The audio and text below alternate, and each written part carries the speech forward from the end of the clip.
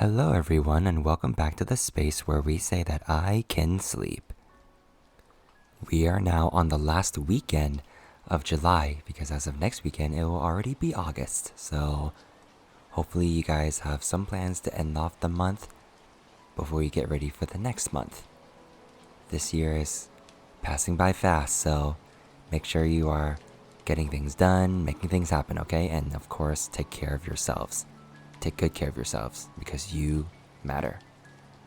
Now, as per usual, I hope you are enjoying these readings, and if you are and would like for me to continue doing these readings, you can show your support by leaving me likes, leaving me comments, sharing my stuff, and following me on all my platforms like Spotify at iKenSleep, YouTube at iKenWin, TikTok at iKenWin, and Instagram at officially.iKenWin. Now let's continue on our ascension into Heaven Official's blessings. Now previously, on chapter 41, the Mid-Autumn Festival. Lang Ying! That child! He exclaimed. Too many things had happened all at once. The excitement had been too great, and he had forgotten all about the boy. Are you talking about the child you brought back from Paradise Manor? Shi Qingxuan piped up. The Heavenly Emperor has seen him, and he's currently at my place. I'll bring him down for you later. There's still Qirong and another child locked up inside Puchi's shrine. I can't let anyone see them, Shilian thought, so he replied. How can I trouble you with that? Why don't I go up instead? Shi Qingxuan nodded in delight. Same difference. Incidentally, it'll be the Mid-Autumn Festival banquet soon. It's a once-a-year event. You shouldn't miss it. This year my brother will be back for it too. I'll introduce you. Shilian couldn't help but smile at her tone, which brimmed with pride over her elder brother. The Mid-Autumn Festival banquet, huh? Every year for the Mid-Autumn Festival, all of heaven held a banquet to celebrate. During the gathering, they gazed down on the mortal realm's festivities as entertainment. But besides that, a very important game occurred during the banquet, a sort of grand finale to the feast, the Battle of the Lanterns. Not just anyone could offer a blessings lantern. During the Mid-Autumn Festival banquet, what the gods battled over was the number of blessings lanterns their devotees offered at their main temple. Everyone said, It's only a game. No need to take it seriously. We're just playing around, don't mind it. But in reality, how many of them genuinely didn't care? They all pitted themselves against one another, hoping that this year, their devotees would fight hard for them. If there really was someone who didn't compete, it was Junwu. This was simply because the Palace of Divine Might always stood victorious, and its lanterns only increased year after year. Thus, Junwu was the only heavenly official who truly took this game as a game.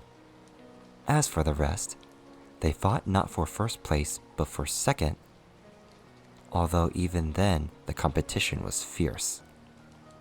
At the peak of the Palace of Shenle's prominence, it had also been incomparably impressive, standing far ahead of the pack alongside the Palace of Divine Might and leaving other heavenly officials in the dust. Now, it probably looked quite sad. Shilian didn't even need to guess exactly how many blessings lanterns he would receive. Without a doubt, not a single one. Even though he was sure to make a poor showing, it would still be better if he went. It would still be better if he went. He wasn't like the Rainmaster, who had been living in recluse for centuries. He wasn't like the Earthmaster, who had secret assignments to attend to. And he definitely wasn't like the Watermaster, who could do whatever he wanted. If he was always a special case, even though he wasn't anyone of significance, if he refused to attend simply because he didn't feel like it, Then after a while, it would inspire resentment and there'd be talk. While Shilian thought nothing of gossip, it would only make things difficult for Junwoo. And so, he accepted Shi Qingxuan's invitation then and there. Alright, I'll definitely be there when the time comes. In the days following, Shilian was unsuccessful in separating Qirong from the body he'd taken, even after trying all sorts of methods, and Qirong was growing quite pleased with himself. Thank goodness for Gushi, who didn't mind feeding his dad, as Shilian really didn't feel like cramming things into Qirong's mouth day in and day out. On the day of the Mid-Autumn Festival, Shilian drew an array outside Pushi Shrine, locked the door from the outside, left Roye behind to keep Qirong bound, and reported to the heavenly capital. They say in a verse, "White jade capital of the heavens, 12 towers, 5 cities. The immortal strokes my head, hair bound to receive longevity." The white jade capital was, of course, referring to the heavenly capital. In preparation for the Mid-Autumn Festival, the heavenly capital was wholly refreshed. Other than that, Shilian saw a marked increase in armed guards in the streets, corridors, and terraces. They had probably been assigned after Hua Cheng's intrusion. The outdoor banquet was arranged under the moon, and exquisite incense perfumed the propitious ambience. Auspicious clouds drifted in the skies, and blossoms flurried like snow. It was a splendid setting for entertainment and moon watching. When moon watching in the mortal realm, if one were to create a circle by touching one's thumb to their index finger, the moon could fit right in that frame. However, when moon watching in the heavens, the moon hung but a close distance away, looking as though it could be caught in only a few steps. It glistened white, like a giant jade screen. Truly an ethereal sight, impossible to behold in the mortal realm. Needless to say, Junwoo sat at the head of the banquet. However, there was a hidden, intricate stratagem to the rest of the seating, a method underlying the order and position. Taking a seat too close to the front was naturally a no-no, but no heavenly official wanted to be seated too far away either. Shilian didn't really care for such pedantic etiquette, but formal attire was another requirement at the Mid-Autumn banquet, meaning one had to dress to match the appearance of one's divine statue in the mortal realm. Shilian had not a single divine statue, so he simply wore his white Taoist robe with his bamboo hat hanging on his back. While a little shabby, he really didn't have anything better. Dressing this way was rather conspicuous, so he felt it'd be better to sit somewhere more hidden away. Just as he found a random corner, he looked up and saw Fang Shen walking his way. Both of them hesitated for a moment before giving each other a slight nod as a greeting. Fang Shen walked on for a few steps, but then doubled back. "What are you doing sitting there?" Shilian thought he had taken the wrong spot and stood. "I thought I could sit anywhere." Fang Shen was about to say something more, when far in the distance, Shilian saw Shi Qingxuan waving at him from the front of the banquet. Shi Qingxuan was in her female form at the moment, and when Fang Shen turned to look, it was like he had laid eyes on something that unearthed a past trauma. Aghast, he hurried away and left Shilian to his own devices. Shi Qingxuan shouted, "Your Highness, over here!" The Windmaster was prominently popular in the upper court, and thus naturally, her seat was one of the best, located close to Junwoo. This wave and call made many heavenly officials look over. Junwoo had been sitting in silence with his hand supporting his cheek, but now he also noticed Shilian and inclined his head toward him. And so Shilian had no choice but to go over. On the way, he caught no glimpse of Lang Chinqiu, as expected. Apparently, Lang Jinchu had long since declined his invitation to the mid-autumn banquet in favor of searching for Qirong's whereabouts. Shi Jingxuan found Shilian a seat right next to her, a spot with excellent feng shui. Shilian didn't think it appropriate, but the Windmaster was warmly inviting and also already pushing him down to sit. "I'll take you to the kid later, after the banquet is over," she said. "He's a little ugly, sure, but very obedient." Hearing this, Shilian could only say his thanks. The one seated next to them was Ming Yi, who sullenly fiddled with a jade cup. The hand playing with that small vessel was surprisingly paler than the cup itself. The color of Ming Yi's face looked healthy enough, so it seemed the injuries he'd received during his imprisonment in Ghost City had healed. "Lord Earthmaster, I trust you've been well?" Shilian greeted him. Looking like he didn't want to talk, Ming Yi dipped his head. Shi Jingxuan, however, was the exact opposite. She knew everyone and could say a few words to anyone sitting to the front, back, left, right, and even those seated a million miles away. Shilian was in awe of how she remembered every heavenly official's name no matter their rank. Seated next to Shilian was a young man of 18 or 19. His nose was tall, his brows deep, and his raven hair slightly curly. Shilian didn't know him, and the young man didn't know Shilian, so they both felt a little lost as they stared at each other. The awkward staring contest ended after Shilian offered a random greeting. Looking around some more, it seemed that Fangshan and Muqing had both taken seats that were as far from each other as possible. 3 heavenly officials were seated directly across from Shilian, and they carried on with what seemed to be a very friendly conversation. On the left was a civil official dressed in black. He was easy and poised in his bearing, and proper and bright in his brow. His fingers gently tapped a regular rhythm on the table as he spoke. His demeanor was calm, at ease, and inexplicably familiar.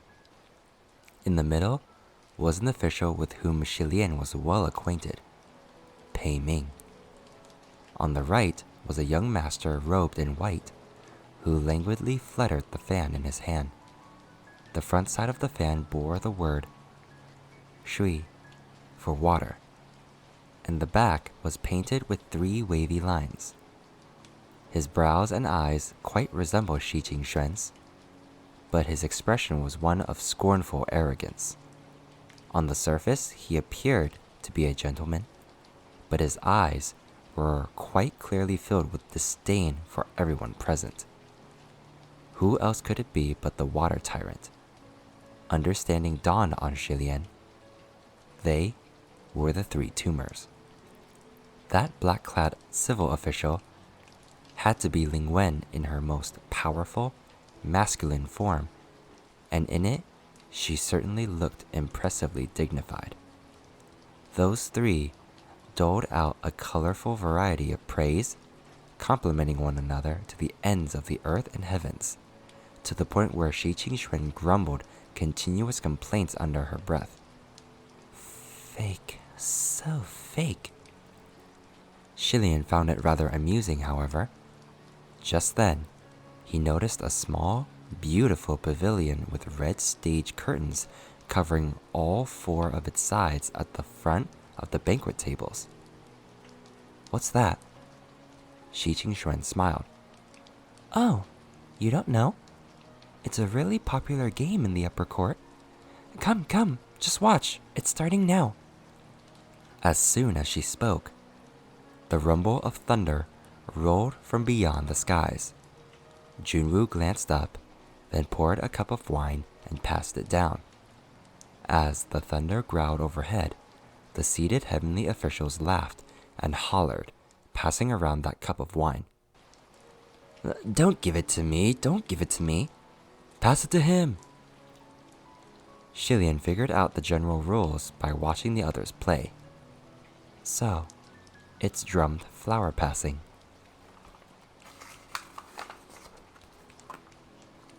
Trying their best to not spill a single drop, the crowd traded the cup of wine that Junwoo had sent off.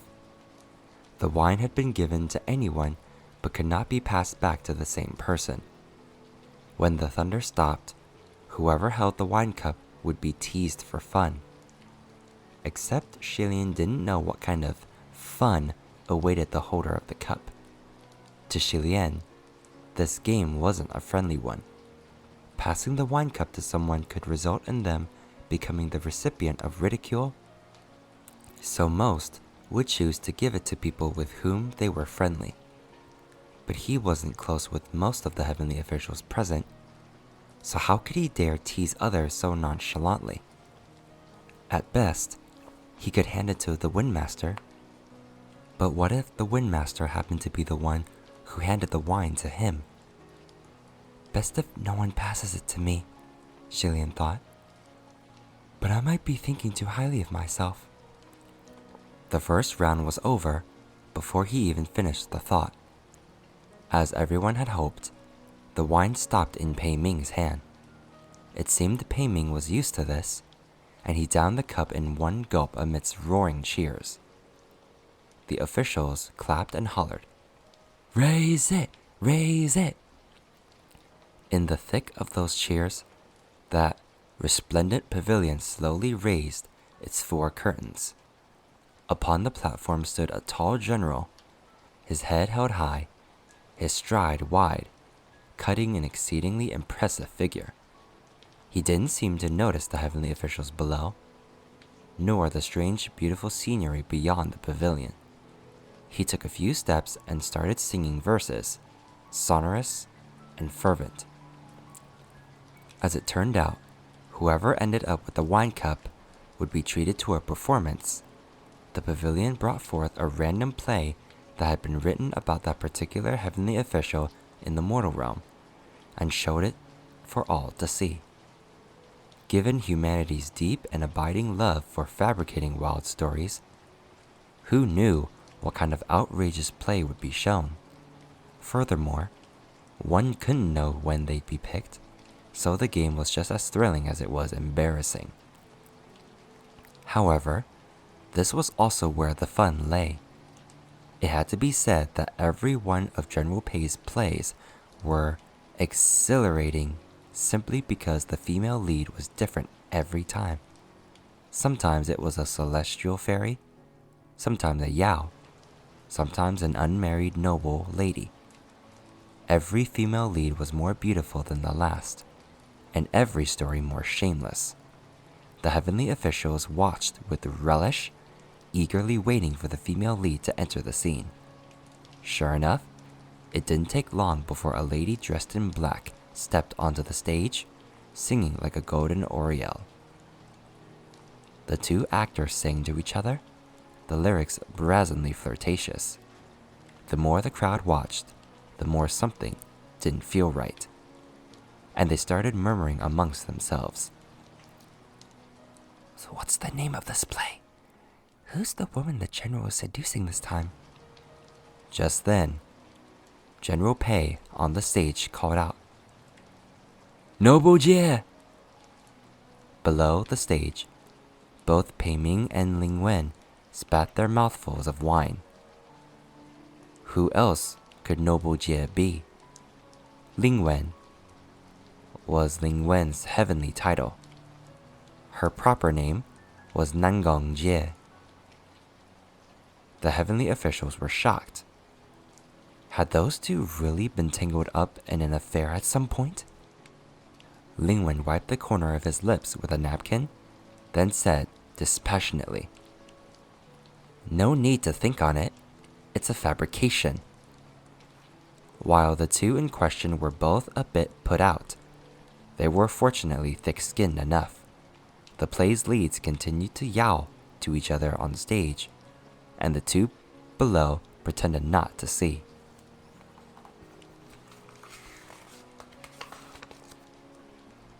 "She will do. wouldn't let them off the hook so easily, however. He smiled as he fluttered his fan. What an exciting play! Any thoughts, you two? Not really, Ling Wen replied. This play is old. My divine statues back then weren't like the ones I have now. It's only folklore. Think about it. In folklore, what woman hasn't Opei tried to seduce? Everyone agreed wholeheartedly. Pei Ming spoke up in his own defense. Hey, you can't say that. In folklore, it's true that I've seduced pretty much everyone. But in this particular case, I really haven't.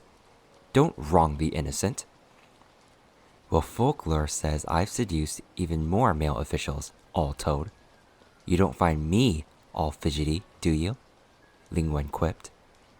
Ling Wen had originally been brought to the heavens via appointment, and folklore claimed she'd accomplished this by seducing another heavenly official.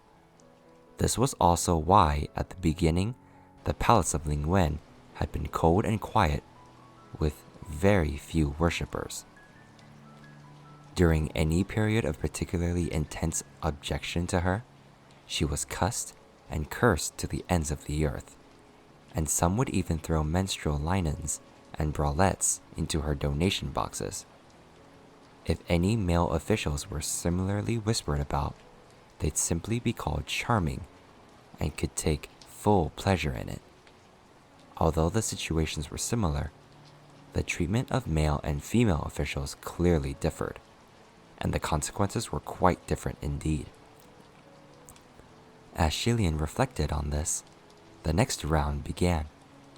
Shi Wudu had laughed earlier, but this next round ended on him. In unison, the two tumors next to him cupped their hands in a congratulatory gesture. Instant karma. Take it graciously. Shi Wudu furrowed his brow for a brief instant, then drank the wine. Those curtains raised once more. Before the curtains had even reached the top, two long trills came from within. Wifey! Hubby! Flourishing with affection, the tender voices were filled with sweet, intertwined yearning. Shilian witnessed with his own eyes how goosebumps sprouted over half of Shi Wudu and Shi Qingxuan's bodies. Shi Qingxuan jumped to her feet. Hurry and cut it off! Shi Wudu immediately barked. Drop the curtains! Drop them right now! Even without seeing anything, one could easily guess that this play was derived from the folklore that depicted Lord Watermaster and Lady Windmaster as husband and wife. When people told stories, tales of love and hatred were always fan favorites.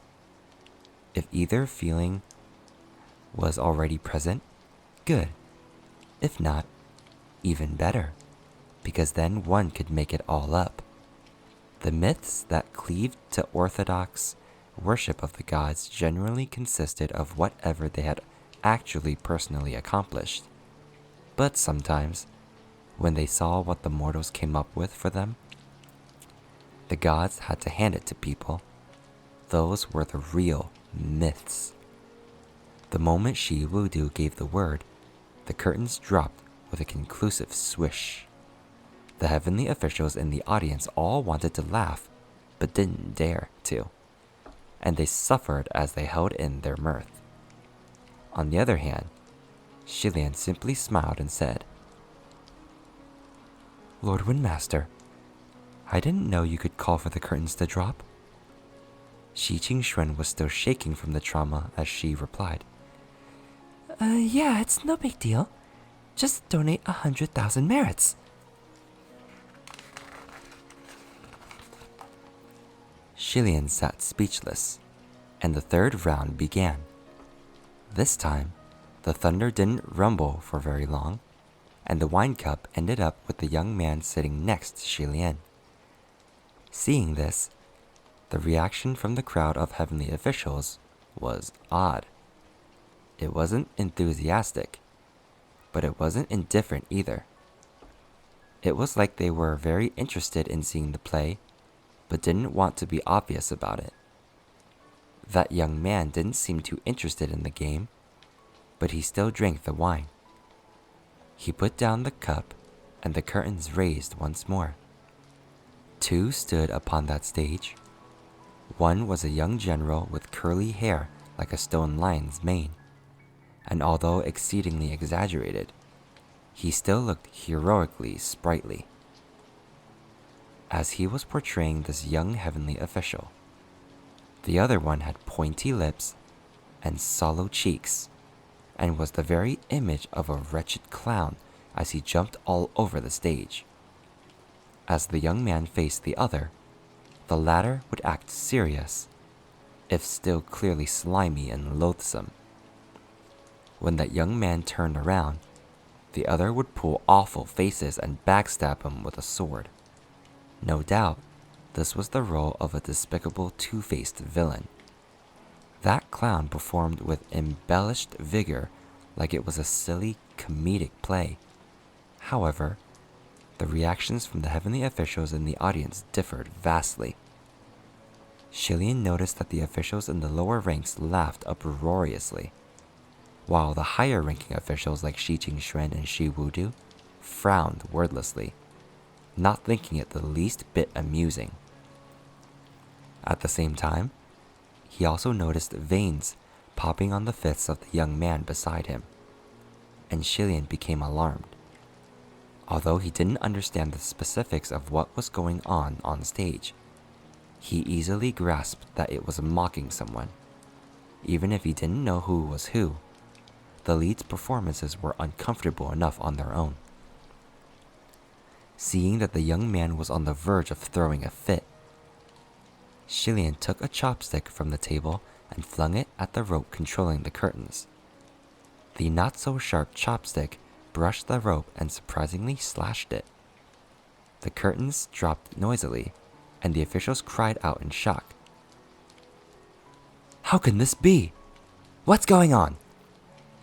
They all looked to Shilian, some even rising to their feet as they did. Shilian was about to open his mouth when something exploded next to his ear. It seemed that the young man had shattered the white jade wine cup in his fist. That play had apparently provoked him, and he tossed away the shards of the jade cup in furious outrage. He sprang onto the table, pushed off with his feet, and barged into that pavilion through the curtains. A number of heavenly officials rushed over to lift the red curtains, but inside it was empty. The crowd was in an uproar. "Oh no, oh no. His Highness Qi Ying went down to beat people up again." Qi Ying? The palace of Qi Ying? The martial god of the West? Quan Yishen? Shilian hurriedly asked Shi Qingxuan. "Lord Windmaster, what's going on? What's with His Highness Qi Ying going down to beat people up again?" Shi Qingxuan snapped out of it and replied, "Beating people up is just beating people up. You might not believe it, but Qi Ying frequently beats up his own worshippers."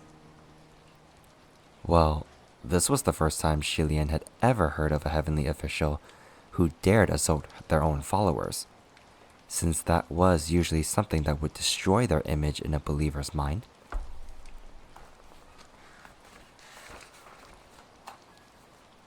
He wanted to inquire further, but he heard a lower-ranked heavenly official a short distance away speak up in displeasure.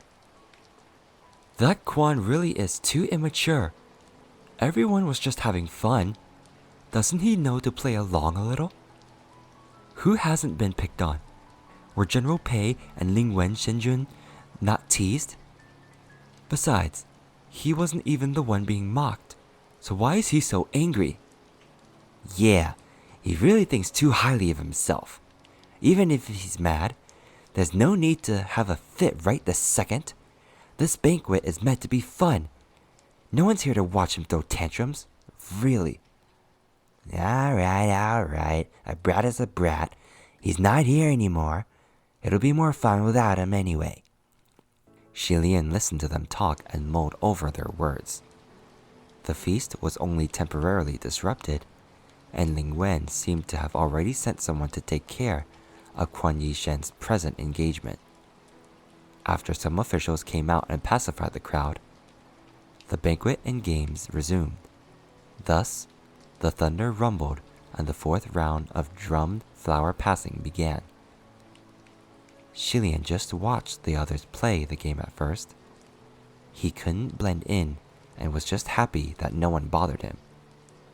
Unexpectedly, just as he was about to chat with Shi Qingxuan, a hand suddenly extended and passed him that white jade wine cup.